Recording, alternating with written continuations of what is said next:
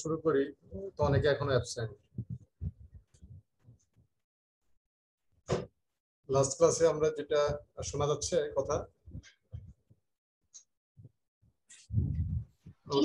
আচ্ছা, লাস্ট ক্লাসে আমরা পড়তেছিলাম যে এক্সআরএফ, তাই না? এক্সআরএফ এ আমরা দুই ধরনের এক্সআরএফ আমরা ইউজ করতে পারি। কি কি বলো দেখি। ডব্লিউডিএস আর হচ্ছে ইডিএস। ডব্লিউডিএস, ইডিএস, ঠিক আছে। এখন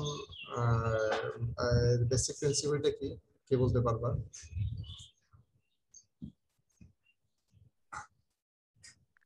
স্যার, ডব্লিউডিএস এবং ইডিএস এর দুটো বেসিক প্রিন্সিপাল।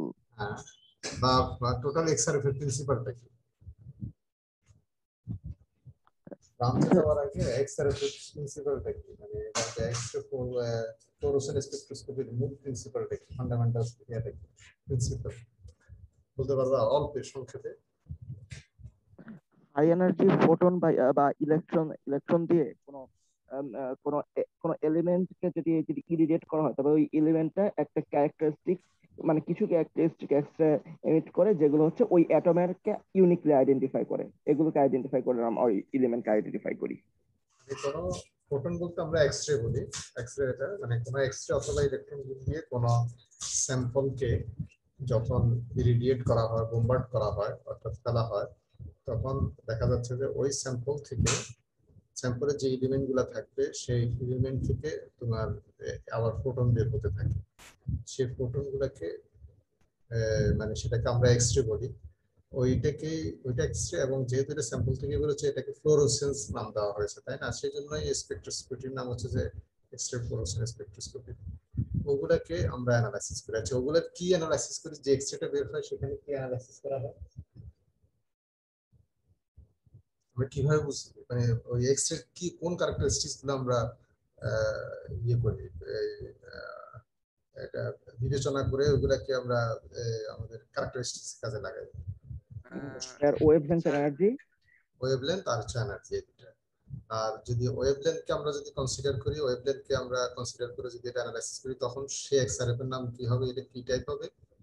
ওয়েভলেন্থ ডিসপারসিভ এক্সরে, আর ডব্লিউডিএস। আর যদি সেটাকে যদি আমরা ইয়ে করি, যদি এনার্জি করি, সেটাকে কি বলা হবে? EDS, energy ডিসপারসিভ spectrum. একটা জিনিস তোমাদের খেয়াল রাখতে হবে যে যদি শুধুমাত্র এক্সআরএফ হয়, এটা একটা সেপারেট মেশিন হয়, তাহলে সেখানে ইনসিডেন্ট বিম হবে, সেটা অলওয়েজ এক্সরে হবে। এখানে ইলেকট্রন হবে না, কি হবে? এক্সরে। কথাটা কি বুঝে আসছে? তোমরা বুঝতে পারছো কথাটা?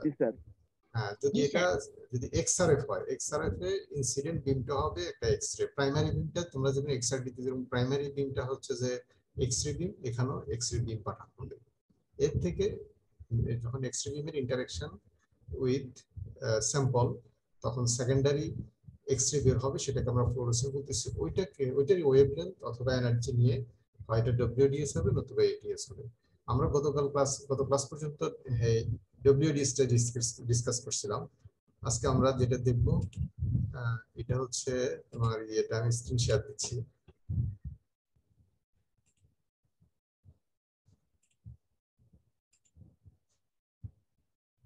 আজকে যেটা হবে যে ইডিএস টাইপ করব, শুধু ইডিএস না, এখানে একটু সংক্ষেপ করা হলো। আরো আমরা অর্থাৎ এক্সআরএফ গতদিন ডব্লিউডিএস টা দেখছি, আর আজকে দেখবো ইডিএস। আসলে ইডিএস খুব ইয়ে না, মানে এটাকে কমপ্লেক্স না ডব্লিউডিএস এর মতো। এরপর আমরা চলে যাব হচ্ছে যে এই এক্সরে মানে ইলেকট্রন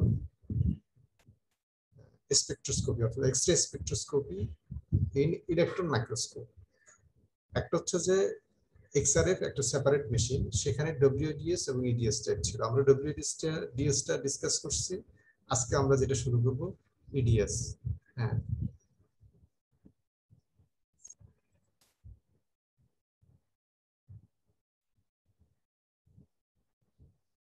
তোমাদেরকে যে স্লাইডটা দেওয়া হয়েছিল সেই স্লাইডে কি আচ্ছা আমি আসি তারপর জিজ্ঞেস করবো।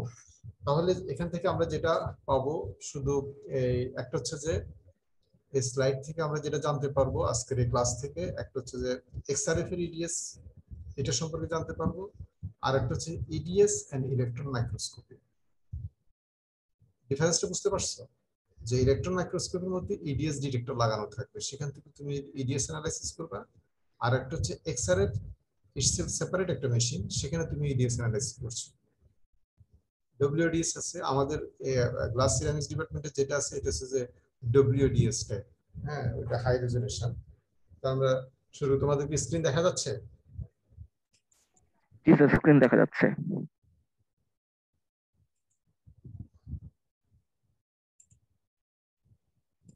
Recording in progress. তাহলে যেটা হচ্ছে এনার্জি ডিসপারসিভ স্পেকট্রোস্কোপি ইন এক্সআরএফ। হ্যাঁ, এটা তো এটাকে বলবা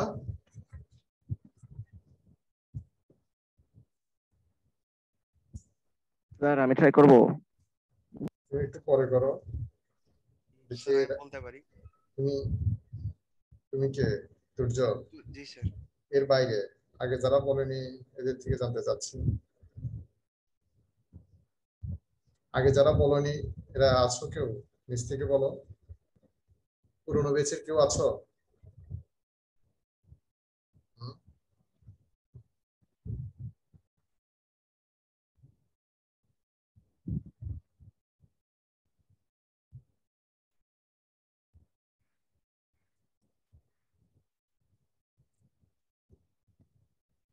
10, 12 আছে? রোল 10, 12, 13 রোল 10 আছে বলো। স্যার। এখানে হচ্ছে এনার্জি ডিসপারসিভ স্পেকট্রোস্কোপির প্রথমে অ্যাডভান্টেজ দেখানো হয়েছে। অ্যাডভান্টেজের মধ্যে বলা হয়েছে যে an EDS system doesn't have moving parts such as the rotation detector with WDS. EDS systems are relatively faster WDS এর থেকে. EDS system is low cost. আর আচ্ছা ডিসঅ্যাডভান্টেজ একটু শোনো, এই যে একটু থামো। তোমরা কি সবাই বুঝতে পারছো এটা? ডব্লিউডিসি যে রোটেশন ডিটেক্টর, অর্থাৎ তোমার যে অ্যানালাইজিং ক্রিস্টাল যেটা আছে সেটা যেহেতু মুভ করবে, হ্যাঁ, ব্র্যাক ইয়াকে ব্লককে স্যাটিসফাই করার জন্য, সাথে সাথে ডিটেক্টরটা মুভ করবে লাইক এক্সআরডি। হ্যাঁ, এই জন্য বলা হচ্ছে। হ্যাঁ বলো, এটা ফাস্টার এবং লো কস্ট। হ্যাঁ, ডিসঅ্যাডভান্টেজটা বলো।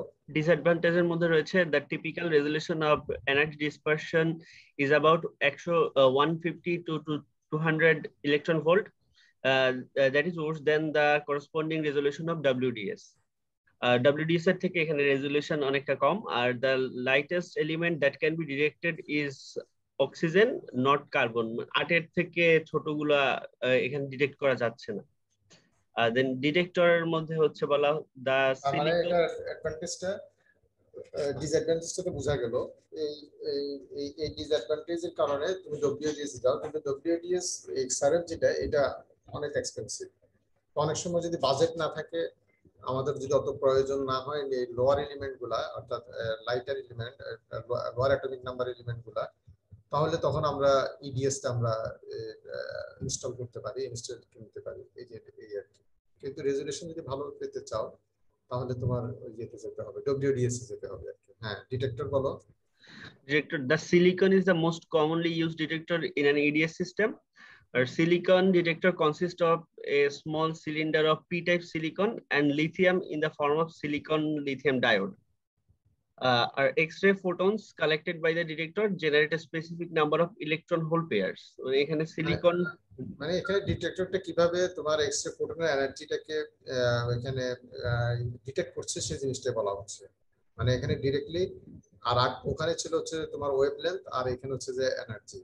এবং এই এক্সরে এনার্জি এক একটা এলিমেন্টের জন্য এক একটা ইয়া করবে, এক একটা এলিমেন্টের জন্য এক এক রকম হবে। মানে একটা এলিমেন্টের যে এনার্জি অবশ্যই আরেকটা এলিমেন্টের এনার্জি ওকে ওভারল্যাপ করবে না, একই এনার্জি হবে না।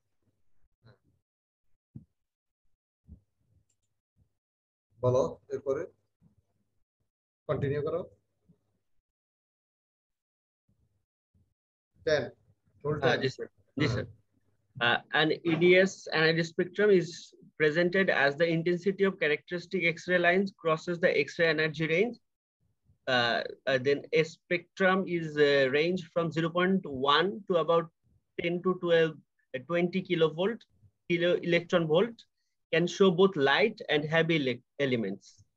the resolution in terms of energy is about 10 times lower than that of the WDS. Even so, EDS is an attractive technique for quantitative analysis of elements.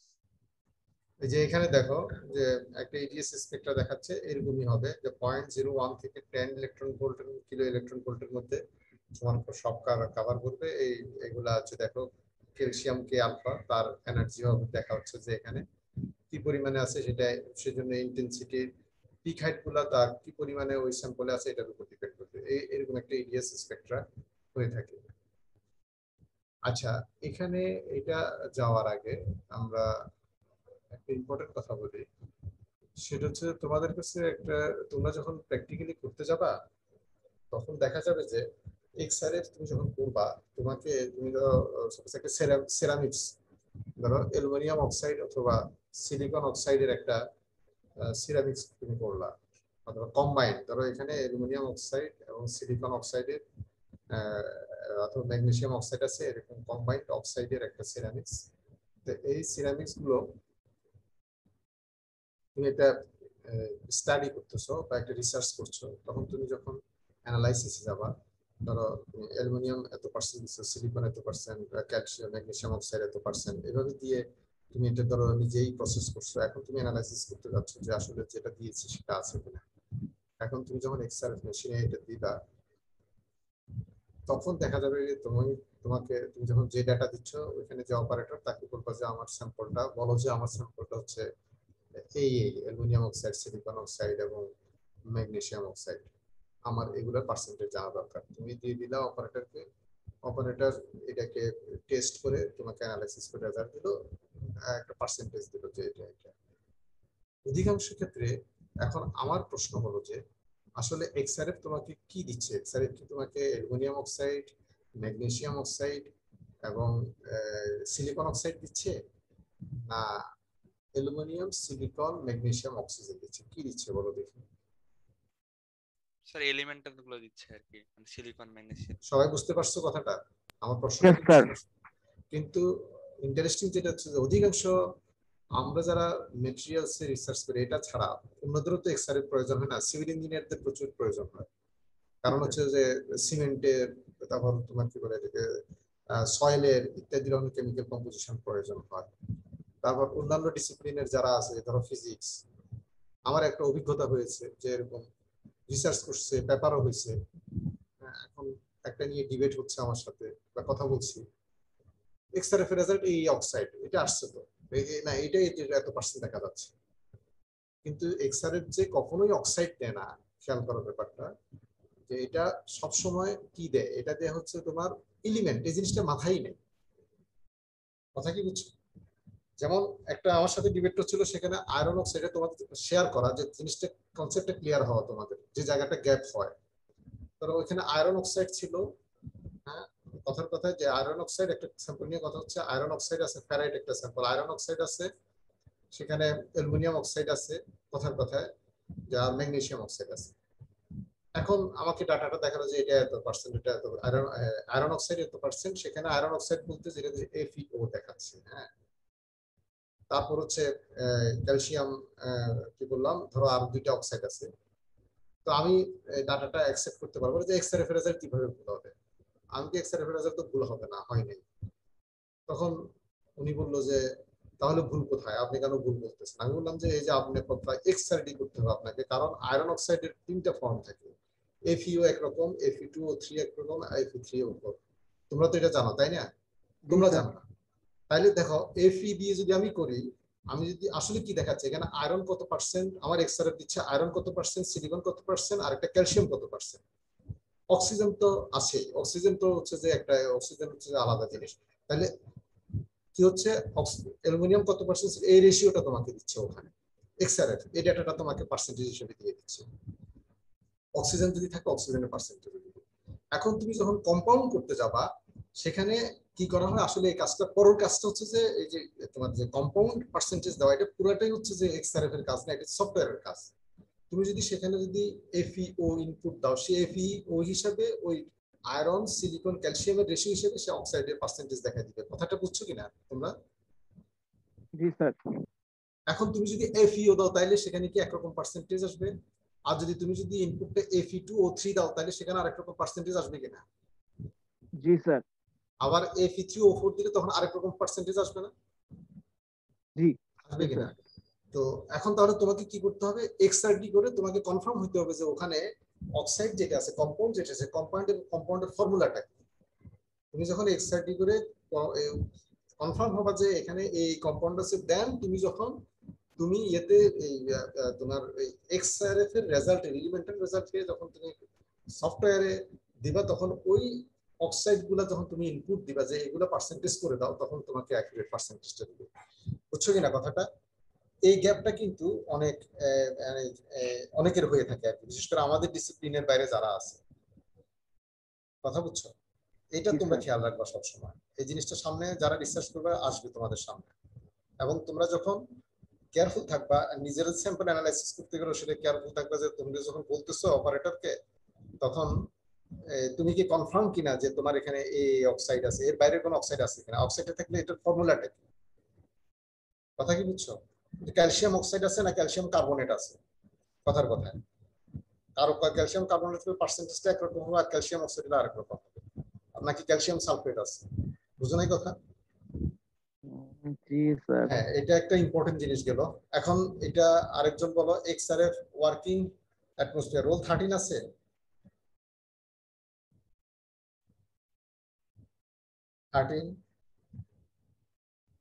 Surya G sir. নাই, role 35 আছে? 35 জি sir, মশহুর। হ্যাঁ role 35 আছে? জি sir. ওকে। Role 35 বলো। জি sir, sorry sir, পড়া হয়নি। পড়া হয় নাই? না স্যার। কেমনে হবে? তুমি তো এর আগে মনে হয় বলো না একবারও।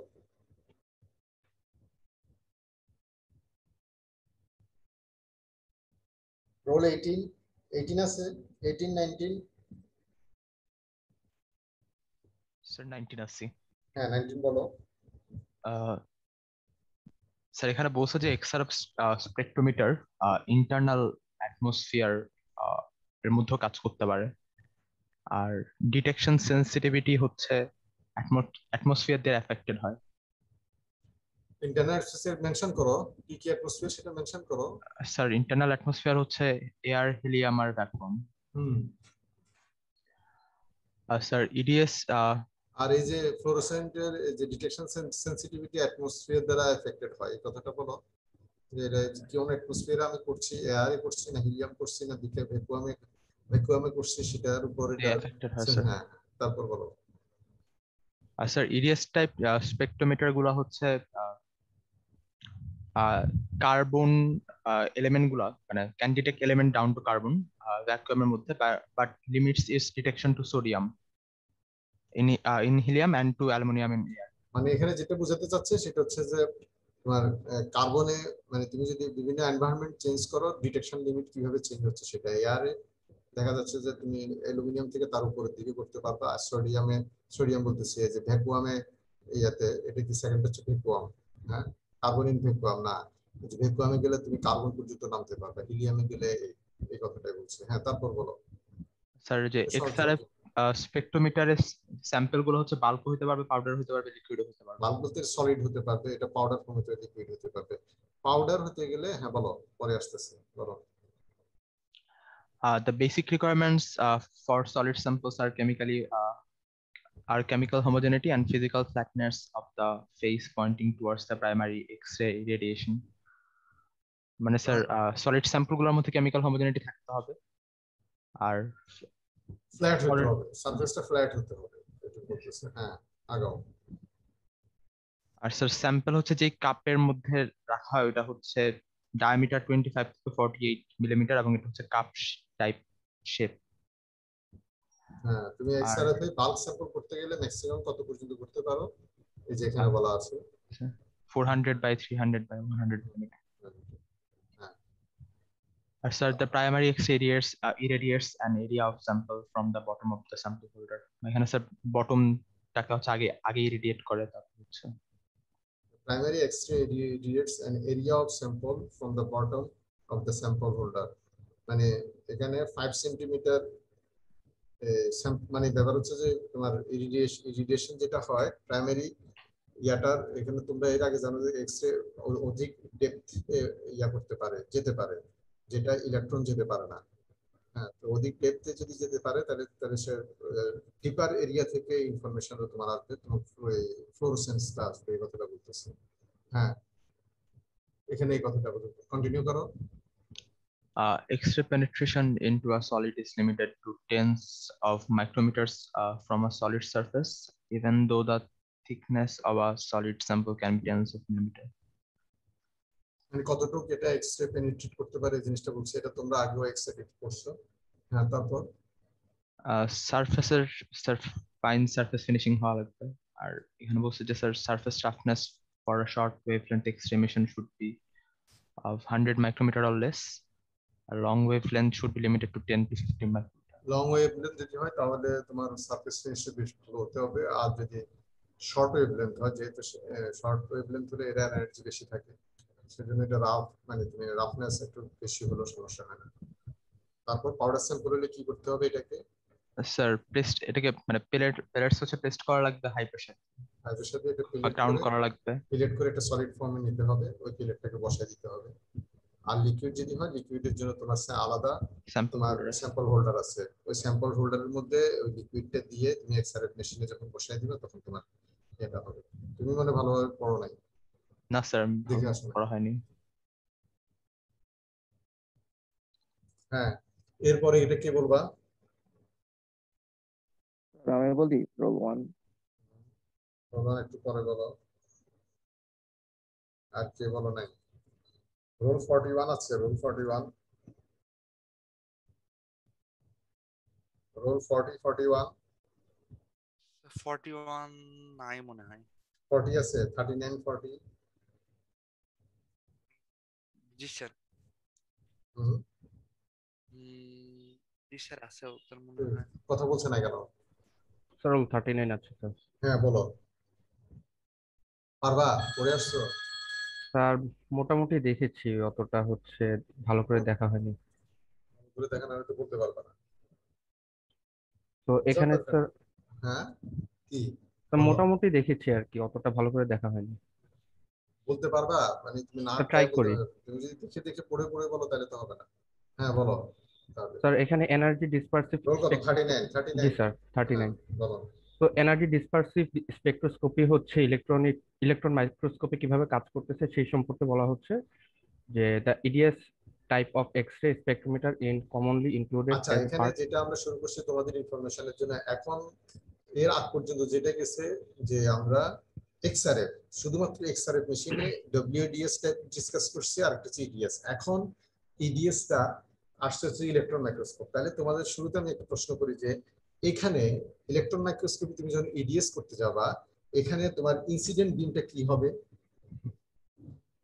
যে কেউ পারো বলো। ইলেকট্রন মাইক্রোস্কোপে ইলেকট্রন বিমই হবে ইনসিডেন্ট। ইলেকট্রন বিম স্যার। এখানে হচ্ছে ইলেকট্রন বিম। পার্থক্য হচ্ছে যে এখানে এক্সআরএফ এর সাথে, এক্সআরএফ সেপারেট যদি এক্সআরএফ মেশিন হয়, তার সাথে ইডিএস ইন ইলেকট্রন মাইক্রোস্কোপের পার্থক্য হচ্ছে যে ইনসিডেন্ট বিমের মেইন পার্থক্য। তারপর তো আরো ডিফারেন্স আছে। হ্যাঁ বলো। জি স্যার। তো এখানে হচ্ছে ইডিএস হচ্ছে একটি commonly included as a part of scanning electron microscope in SEMs and TEMs, যেটা আমরা একটা ইন্টিগ্রেটেড পার্ট হিসেবে ইউজ করা হচ্ছে ইডিএস। আর ইডিএস হচ্ছে ইলেকট্রন মাইক্রোস্কোপে হচ্ছে আমরা ইউজ করতেছি মাইক্রোস্ট্রাকচার, যেটা ম্যাটেরিয়ালস সেই মাইক্রোস্ট্রাকচার অ্যানালাইসিস করার জন্য। দেন হচ্ছে ইডিএস হচ্ছে ডিফারেন্সটা বোঝাচ্ছে যে এক্সআরএফ কিভাবে চেঞ্জ হচ্ছে ইলেকট্রন মাইক্রোস্কোপ থেকে, সেটা বলতেছে যে the main difference between EDS in an electron microscope and an standalone XRF is the source to excite characteristic X-rays from specimen. So স্পেসিমেনের ক্যারেক্টারিস্টিক এক্স-রে কিভাবে এক্সাইট করবে সেটার উপর ডিপেন্ড করে হচ্ছে ডিফারেন্সটা আসতেছে এখানে। Instead of using the primary, অল্প আগে যে কথাটা বলা হলো মেইন হচ্ছে যেখানে, হ্যাঁ বলো, পরের বলছে, বলো। Instead of using the primary X-ray beam, a high energy electron beam is used by the X-ray spectrometer in this microscope. So অন্য সময় হচ্ছে হাই এনার্জি ইলেকট্রন বিম ইউজ করা হতো, অন্য সময় কোথায়? স্যার ইলেকট্রন হচ্ছে মাইক্রোস্কোপ। ইলেকট্রন মাইক্রোস্কোপে। আর এখানে হচ্ছে এক্স-রে স্পেক্ট্রোমিটার দিয়ে ইউজ করা হচ্ছে, যেটা কোথায়? এখানে কোথায়? স্যার ইডিএস এ। এটা তো ইডিএস আলোচনা করা হচ্ছে। EDS in XRF, EDS in electron microscope, ডিফারেন্সটা এখানে। জি স্যার। পার্থক্য বুঝতে পারছো? তুমি তো পার্থক্য করতে পারছো না। এখানে EDS in XRF, EDS in electron microscope, দুটোর কিছু ডিফারেন্স করছে। কি বলতে জি স্যার। চাচ্ছ বলো এবার। স্যার এখানে তাহলে হচ্ছে ইডিএস হচ্ছে এখানে বলতে কি মানে ইডিএসটা দুই জায়গায় ইউজ করতে পারতেছি আমরা, যে ইলেকট্রন মাইক্রোস্কোপ ইউজ করতে পারতেছি এন্ড এক্সআরএফ ইউজ করতে পারতেছি। সো এক্সআরএফ এ কিভাবে হচ্ছে ইউজ হচ্ছে এন্ড ইলেকট্রন মাইক্রোস্কোপে কিভাবে ইউজ হচ্ছে সেই ব্যাপারটা বলতেছে এখানে। কি বলছে বলো, স্যার পার্থক্যটা কি? ইলেকট্রন মাইক্রোস্কোপে হচ্ছে ইলেকট্রন বিম ইউজ করা হচ্ছে, আর এক্সআরএফ এ হচ্ছে এক্স-রে স্পেক্ট্রোমিটার ইউজ করা হচ্ছে। এক্স-রে স্পেক্ট্রোমিটার বলতে এক্স-রে বিম, স্পেক্ট্রোমিটার কি বলছো? সরি এক্স-রে বিম, এক্স-রে বিম। এটা ইনসিডেন্ট নিয়ে তুমি ডিসকাস করতেছো। এই থার্ড পয়েন্ট যেটা বলা হচ্ছে যে এক্সআরএফ এ এটাকে স্যাম্পলের উপর এক্স-রে বিম ফেলা হচ্ছে, আর ইডিএস ইলেকট্রন মাইক্রোস্কোপে তোমার ইলেকট্রন বিম ফেলা হচ্ছে। এটা জি হচ্ছে জি স্যার, বুঝতে পারছি স্যার। এখন ক্লিয়ার হয়েছে কিনা? জি স্যার। হ্যাঁ, তারপরে যাও। তার পরবর্তীতে বলা হচ্ছে ইলেকট্রন মাইক্রোস্কোপে ইডিএস যেটা ইউজ করা হচ্ছে সেটা হচ্ছে আমরা কেমিক্যাল এলিমেন্ট অ্যানালাইসিস, যেটা মাইক্রোস্কোপিক অ্যানালাইসিস এর জন্য ইউজ করে থাকি। এই কারণে এই টেকনিকটাকে অনেক সময় মাইক্রো অ্যানালাইসিস বলা হয়। আর স্পেশাল ফিচার কিছু দেওয়া আছে, সেটা হচ্ছে EDS in the SEM is fundamentally similar to that to a standalone EDS except for the primary beam source. তো এটা বুঝতে পারিনি। মানে ওই যে ইডিএস এসিএন এর ভিতর যেটা, সেটা তোমার, আর ইডিএস বাকি কাজগুলো, অর্থাৎ এখানে যেটা বলছে তোমার বিম সোর্স ছাড়া বাকিগুলো সেম স্যার। সেম, এই কথাটাই বলছি। এক্সআরএফ এ তোমার যে ইডিএস আর এসিএম ইডিএস পরবর্তী যেটা মানে ইনসিডেন্ট বিম ছাড়া বাকি সবগুলা একই রকম, এই কথাটাই বলছে। জি sir. In the SEM, the electron beam aligned with the vertical axis to the microscope so that the silicon lithium detector has to placed at a certain angle from the vertical. এই যে এখানে দেখানো হলো, এইটা হচ্ছে তোমার silicon detector, ঠিক আছে? এটা ইলেকট্রন বিম তোমরা আসছে এর আগে স্ক্যানিং ইলেকট্রন মাইক্রোস্কোপে দেখেছো, এখানে ডিটেক্টর দেখা আছে। এখানে একটা জিনিস হচ্ছে যে ইলেকট্রন মাইক্রোস্কোপে নরমালি ডব্লিউডিএস অর্থাৎ ওয়েভলেন্থটা নেওয়া হয় না, এটা নরমালি এনার্জি ডিরেক্ট নেওয়া হয়। ইলেকট্রন মাইক্রোস্কোপ, ইলেকট্রন মাইক্রোস্কোপে এসিএম, টিএম ইত্যাদি। হ্যাঁ বলো। জি স্যার।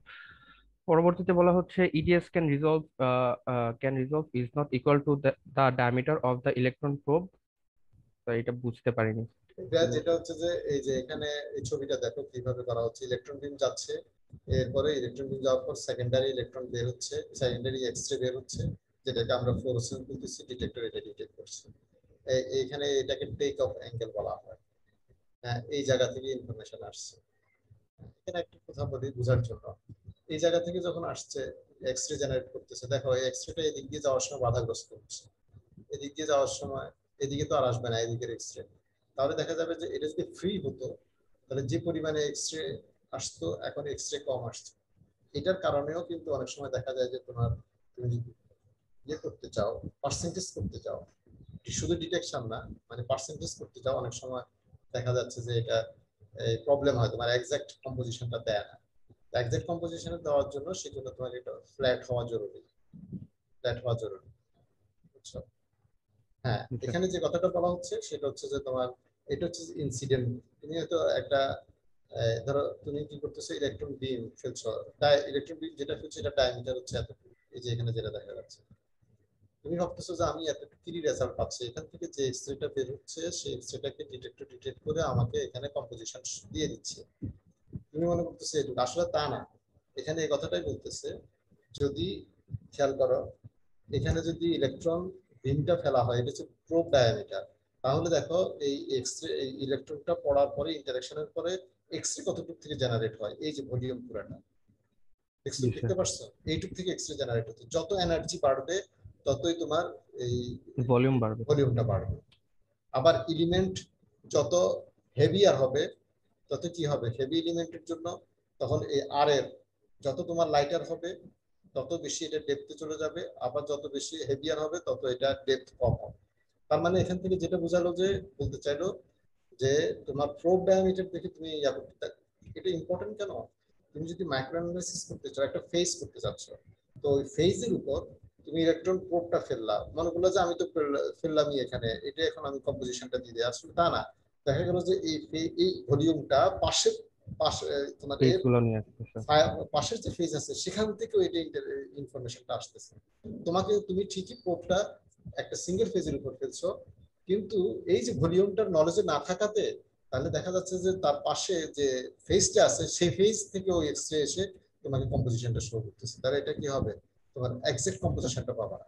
তো সেই জন্য এটা কেয়ারফুল থাকতে হবে তোমাকে। তখন তখন যদি মনে করো যে না আমার ছোট এরিয়া থেকে, তখন তুমি ইলেকট্রন বিমের যে ইনসিডেন্ট বিমের এনার্জি কমাই দিবা, তাহলে ভলিউম কম হবে ইত্যাদি। অথবা তুমি একটু এটা বেশি হাইলি ম্যাগনিফাই করবা, বড় করে ফেলবা, বড় করলে তখন এটার এরিয়া বেড়ে যাবে ওই ফেজে, তখন পাশের এরিয়া থেকে আসার চান্স কম থাকবে ইত্যাদি জিনিস। ঠিক আছে, এখানে এই ছবিটা আমি দেখাই দিচ্ছি। এখানে একটা ছবি দেখানো হলো, এটা একটা রিসার্চ পেপারে। এই দেখো এরকম একটা স্যাম্পল, এই স্যাম্পলের ভিতরে এরকম জিনিস আছে, দেখো এই যে এখানে একটা ব্যাকগ্রাউন্ড, আবার কালো কালো জিনিসগুলো আছে। এখন যাই হোক সেটা বড় কথা না, কিন্তু এই এরিয়ার মধ্যে কম্পোজিশনের ভেরিয়েশনটা কি এটা জানতে চাওয়া হচ্ছে। এটাকে বড় করা হলো, এখানে একই জিনিস এই এরিয়াটা, এখান থেকে একটা স্পট অ্যানালাইসিস করা হলো, এখান থেকে একটা স্পট হলো, দেখো এখানে স্পেকট্রাম দিয়ে দিল এবং কম্পোজিশনটা দিয়ে দিল। এখানের কম্পোজিশন দেখো অ্যালুমিনিয়াম 32.87% দেখাচ্ছে, ম্যাগনেসিয়াম দেখাচ্ছে 6.24%, আর সিলিকন দেখাচ্ছে 7.01%। আর হোয়ারেজ একই স্যাম্পলের মধ্যে এই লোকেশনে যখন তুমি নিচ্ছ ইডিএস স্পেকট্রামটা দেখতে এরকম, অ্যালুমিনিয়াম দেখো অনেক বেশি দেখাচ্ছে, অলমোস্ট ডাবল, প্রায় 70%। হ্যাঁ, ম্যাগনেসিয়াম কম দেখাচ্ছে, সিলিকন এখানে কম দেখাচ্ছে, অক্সিজেনও এখানে কম দেখাচ্ছে এই জায়গাটাতে। তাহলে এখান থেকে কি বোঝা গেল যে আসলে দুটো ডিফারেন্ট জিনিস। এখানে অক্সাইডের পরিমাণটা বেশি আছে এখানে, আর এখানে অক্সাইড না, বেসিক্যালি এখানে অ্যালুমিনিয়ামের পরিমাণটা, মেটালিক অ্যালুমিনিয়ামের পরিমাণটা এখানে বেশি আছে। এটা বোঝা যায় না? তুমি এইভাবে একটা সারফেসকে তুমি অ্যানালাইসিস করতে পারো কম্পোজিশন ভেরিয়েশন দিয়ে। হ্যাঁ, এরপর আরেকজন বলো। আমি বলবো স্যার রোল 1। রোল 45, তুমি আরো পরে রোল 45 আছে।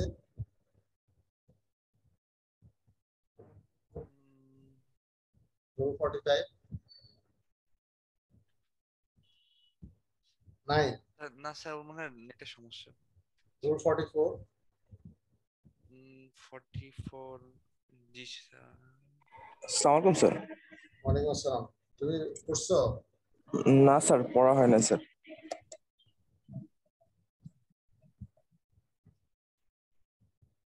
Role 48 yes sir. পারবা? স্যার পড়িনি স্যার।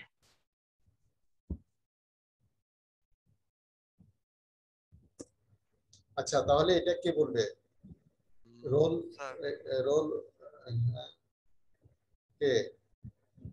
স্যার আমি বলতে পারবো। রোল 3 বলতে পারবা? রোল 3 3 এর বলছিল কারেন্ট চলে গেছে, ওর একটু সমস্যা হচ্ছে স্যার। রোল মেসেজ 2 বলতে পারবা? স্যার 2 নাই। 2 নাই। রোল 4 4 আছে? ইয়েস স্যার, কিন্তু আবরার স্যার এই পার্টটা পড়া হয়নি স্যার, শুরুর দিকে পড়েছিলাম। সূর্য বলো। বিশেষ হচ্ছে আমাদের এই ইডিএস অ্যানালাইসিসটা দুই রকম হতে পারে, একটা হচ্ছে স্টেশনারি, একটা হচ্ছে স্ক্যানিং। তো নাম শুনে বোঝা যাচ্ছে, দিশা তো নাম শুনে বোঝা যাচ্ছে যে স্টেশনারি মোড মানে হচ্ছে এটা স্থির থাকবে, স্ক্যানিং মোড মানে আমরা মুভ করব। তো এর মধ্যে আরো কিছু ডেপথ আছে, সেটা হচ্ছে যে ধরলাম আমি একটা ম্যাটেরিয়াল আছে যেটা হচ্ছে আমি এলিমেন্টের অ্যানালাইসিস করতে চাই, আমি বুঝতে চাই যে এর মধ্যে কি কি অ্যাকচুয়ালি এলিমেন্ট আছে। তো তাহলে হচ্ছে আমার জন্য অলওয়েজই ওইটাকে অনেকক্ষণ ধরে রেখে স্টেশনারি মোডে রাখা অনেক বেটার। যদি আমি একটা ম্যাপিং করতে চাই, টেক্সচার ম্যাপিং, কম্পোজিশন ম্যাপিং, তাহলে আমার স্ক্যানিং মোড বেটার। যদি আমি একটু ডিটেইলে আসি, মানে স্টেশনারি মোডে যেটা হয় সেটা হচ্ছে একটা প্রোবকে আমি একটা জায়গায় অনেকক্ষণ রেখে দিই। তো তাহলে হচ্ছে ওই ফোটন অনেক বেশি রিসিভ করবে। যদি আমি একটা জায়গায় অনেকক্ষণ ধরে ধরে রাখি তাহলে আস্তে আস্তে অনেক ফোটন রিসিভ করতে থাকবে, তো ওই জন্য আমি এলিমেন্ট অ্যানালাইসিস পাবো। এখন কতক্ষণ ধরে রাখতে হবে এটা ডিপেন্ড করে আসলে আমরা কিরকম অ্যাকুরেসি যাচ্ছে সেটার উপর। যদি আমি একটা মানে স্টিলের মধ্যে সালফার খোঁজার চেষ্টা করি তাহলে আমার অনেকক্ষণ ধরে রাখতে হবে, কারণ এটা খুব ট্রেস অ্যামাউন্টে আছে। তো বাট কম্পোজিশনাল ম্যাপিং খুব ভালো দিতে পারবে, আপনি কি কি ট্রেস এলিমেন্ট আছে মানে ওটাও স্টেশনারি মোড ভালো বলতে পারবে। মানে যেটা দাঁড়ালো যে তুমি যদি একটা স্পেসিফিক ফেজের যদি জানতে চাও, একটা ডিফারেন্ট ফেজের যদি একটা মাল্টি এলিমেন্টের ফেজের একটা যদি স্যাম্পল থাকে, একটা একটা ফেজের কম্পোজিশন যদি জানতে চাও, দেন তুমি স্টেশনারি মোড করবে। স্টেশনারি মোড মানে কি ওখানে ইলেকট্রন বিমটাকে ফোকাস করে ওখান থেকে ইনফরমেশন নিতে থাকবে। ইলেকট্রন বিম ফেললে ওখান থেকে যে এক্স রে বের হবে সেটা ডিটেক্টর ডিটেক্ট করবে। কত সময় ধরবে এটাকে আমরা ডুয়াল টাইম বলি। Dual time depends on the concentration of the element present in the sample। কথা বুঝছো? কারণ যদি হায়ার কনসেন্ট্রেশন থাকে তাহলে ডুয়াল টাইম কম দিলেও হয়, কিন্তু ধরো অল্প পরিমাণে যদি থাকে তাহলে ডুয়াল টাইম বেশি থাকা মানে কি, মানে তোমার অনেকক্ষণ ধরে তোমার ওখান থেকে এক্স রে আসবে, আস্তে আস্তে এটা কিউমুলেটিভলি অ্যাড হতে থাকবে তোমার ডিটেক্টর। কথা বুঝছো? দুটোই অ্যাড হবে। কথার কথা ধরো একটা আছে 5% আর একটা 95%। এখন তুমি যদি 15% দাও তাহলে 95% যেটা সেটা যতটা আসবে অল্প সময়ের মধ্যে দেখা যাবে 5% যেটা আছে খুব কম আসতেছে, সে আর ডিটেক্টই করতে পারতেছে না। তুমি যদি 1 মিনিট ধরে করো তাহলে 95%টাও অনেক বেশি আসবে, রেশিও ঠিক থাকবে, কিন্তু নাম্বার অফ কাউন্ট আমরা যেটা বলি সেটা লো কনসেন্ট্রেশন যেটা সেটা তখন তোমার ডিটেক্ট করার লিমিটে চলে আসবে। কথা কি বোঝা গেল? রেশিও ঠিক থাকবে। স্ক্যানিং মোড করো। আর স্যার স্ক্যানিং মোডের ক্ষেত্রে হচ্ছে এটা তো বোঝাই যাচ্ছে যে আমরা ইলেকট্রন প্রোবটাকে এক জায়গায় রাখবো না, আমরা এটা হচ্ছে মুভ করব এলিমেন্টের সারফেসের উপর দিয়ে। তো অ্যাকচুয়ালি এটা যদি আমি ইন্টেন্সিটির কথা বলি তাহলে এটা স্পেসিফিক ক্যারেক্টারিস্টিক্স যে এক্সরে পাবো সেটা হইতেছে সুপার ইম্পোজ হবে। কারণটা হলো যে আমি যেহেতু জিনিসটাকে মুভ করাচ্ছি, যত সময় যাচ্ছে তত আস্তে আস্তে ওই মুভ ওই এক্সরে ক্যারেক্টারিস্টিক গুলা একটার উপর আরেকটা সুপার ইম্পোজ করতেছে, করে একটা স্পেসিফিক প্যাটার্ন নিতেছে। তো এটা হচ্ছে স্ক্যানিং এর একটা বৈশিষ্ট্য। তো এখানে একটা ফিগার দেয়া আছে, ফিগারে হচ্ছে কোবাল্ট আর ক্রোমিয়ামের লাইন দেয়া আছে, মানে মানে এখানে স্ক্যানিং মোড কথা হচ্ছে যে এখানে স্টেশনারি কি হচ্ছে ইলেকট্রন প্রোবটা ফিক্সড ছিল, এখানে হচ্ছে যে ইলেকট্রন প্রোবটা মুভ করতে থাকবে। যেমন এখানে ছবিতে দেখো এদিকে মুভ করছে, তখন তোমার অ্যাকর্ডিং টু তোমার লাইন দেখা যাচ্ছে যে কম্পোজিশন তুমি দিয়ে দিবা যে তোমার এখানে প্রবাবল কি থাকতে পারে, অ্যালুমিনিয়াম থাকতে পারে, অক্সিজেন থাকতে পারে, যা যা থাকতে পারে দিয়ে দিবা। তখন এক একটা এলিমেন্টের জন্য একটা লাইন দেখাবে সে, যেখানে এদিকে মুভ করতেছে যেখানে যেটা থাকবে সেখানে পিক দেখাবে। কথা কি বোঝা গেল? বিশেষ করে এটা যখন তুমি থিন ফিল্ম বা কোনো একটা কোটিং ফেলো, কোটিং এর টপ থেকে বটম সাবস্ট্রেট পর্যন্ত কম্পোজিশনের কি ভেরিয়েশন, সেখানে ক্ষেত্রে লাইন স্ক্যানিংটা, এটাকে আমরা লাইন স্ক্যানিং বলি। হ্যাঁ, একটা হচ্ছে লাইন স্ক্যানিং, আর একটা হচ্ছে যে লাইন স্ক্যানিং ছাড়াও পুরো ইমেজটাকে স্ক্যান করা যায়। একটা হচ্ছে লাইন স্ক্যান আর একটা এরিয়া স্ক্যানিং আমরা যেটা বলি। হ্যাঁ, বুঝে আসছে কথাটা? এরপরটা চলে যায় স্ক্যানিং মোড। এটা এখানে এই ফিগারটাকে একটু এক্সপ্লেইন করো, এটা তো সহজ। এখানে একটা এটা হচ্ছে এরিয়া স্ক্যানিং। শোনো, এটা লাইন স্ক্যানিং করা হয় না, এটা এরিয়া। অর্থাৎ তোমার কি হচ্ছে এভাবে করে স্ক্যান করলে তোমরা ইমেজ, যে এসটিএম ইমেজ তোমরা দেখছো না আস্তে আস্তে নিচের দিকে নামতে থাকে, দেখছো কিনা? কথা বলো। Yes sir. কি মানে উপর থেকে আস্তে আস্তে স্ক্যান করে করে নামতে থাকে না, এখানেও সিমিলারলি নামতে থাকবে। এখানে ইনফরমেশনটা নিতে থাকবে হচ্ছে যে এক্সআরএফ থেকে, অর্থাৎ এক্সআরএফ যে ডিটেক্টর আছে, এক্সআরএফ বলতেছে ফ্লোরোসেন্স, এক্সরে ফ্লোরোসেন্স যেটা, সেটার থেকে নিতে থাকবে ডিটেক্টর, ওইটা ডিটেক্ট করতেছে, সে স্ক্যানটা এখানে রেজাল্ট দিবে। কথা কি বুঝছো?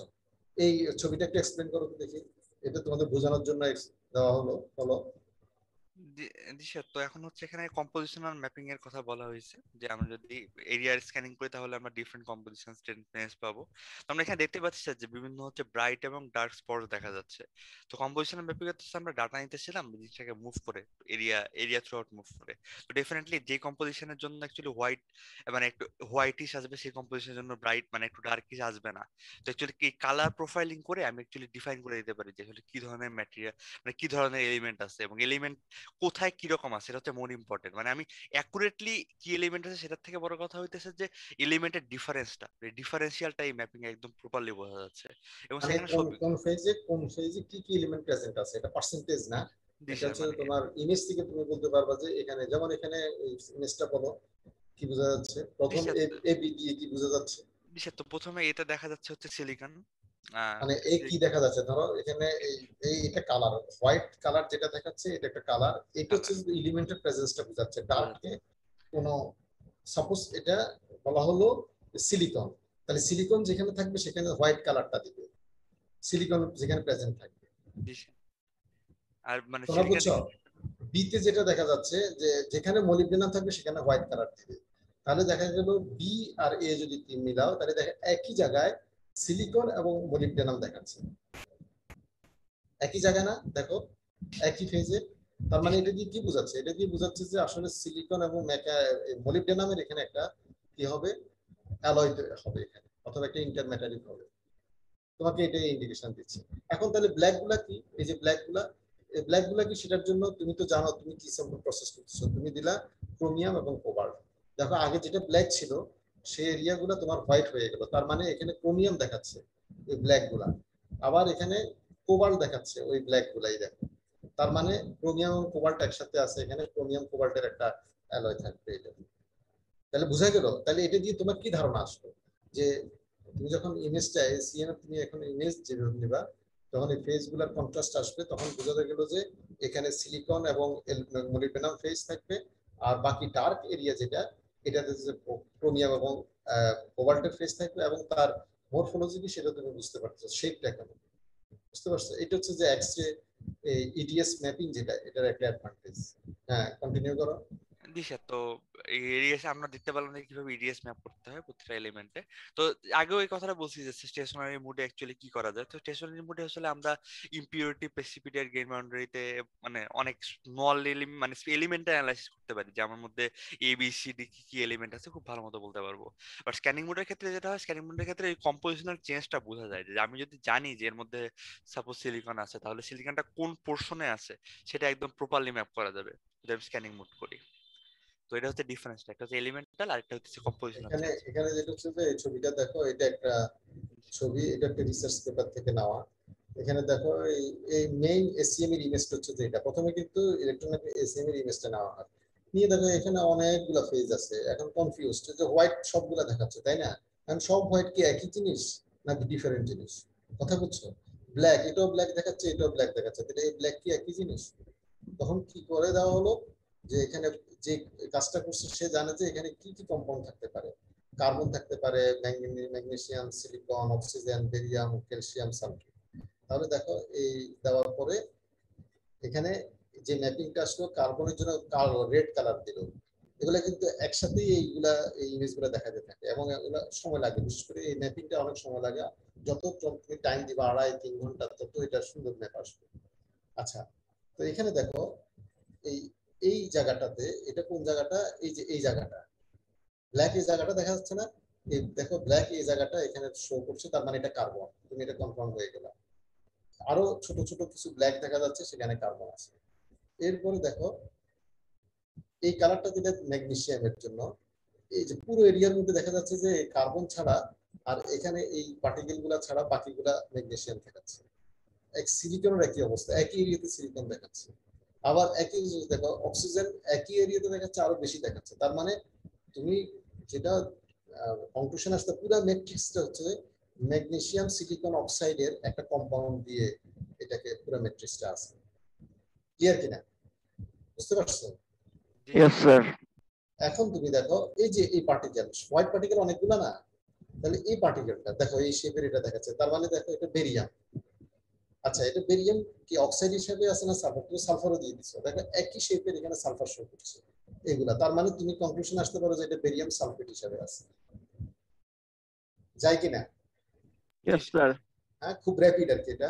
এরপরে দেখো বাকি এই যে সাদাগুলো, এখানে এই কিছু ফেজ আছে, এখানে কিছু, এগুলা ক্যালসিয়াম, ক্যালসিয়াম, এবং এখানে অক্সিজেনও আছে। তাহলে তুমি এগুলো বলতে পারো যে এটা হয়তো ক্যালসিয়াম অক্সাইড।